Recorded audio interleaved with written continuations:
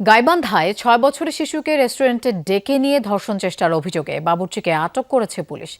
এদিকে রেস্টুরেন্টে ভাঙচুর অগ্নিসংযোগ করেছে বিক্ষুব্ধ জনতা।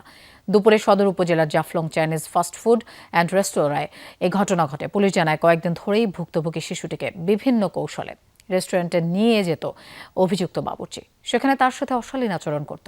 সকালে আবারও শিশুকে রেস্টুরেন্টে ডেকে নিয়ে ধর্ষণের চেষ্টা চালায়। শিশুটি সেখান থেকে দৌড়ে বের হয়ে পরিবারের কাছে বিষয়টি জানায়। খবরটি জানাজানি হলে এলাকায় উত্তেজনা ছড়িয়ে পড়ে।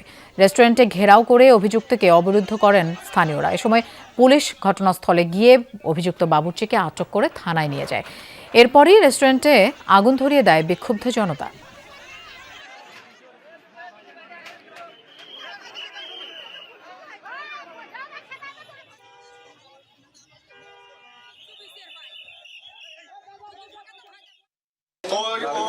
ওর ভাই ছোট ছোট তো ওর ভাই সুবাতে বসে আছি, কাস্টমার আছে, আমি আসি, কথা কথা কলে নিস।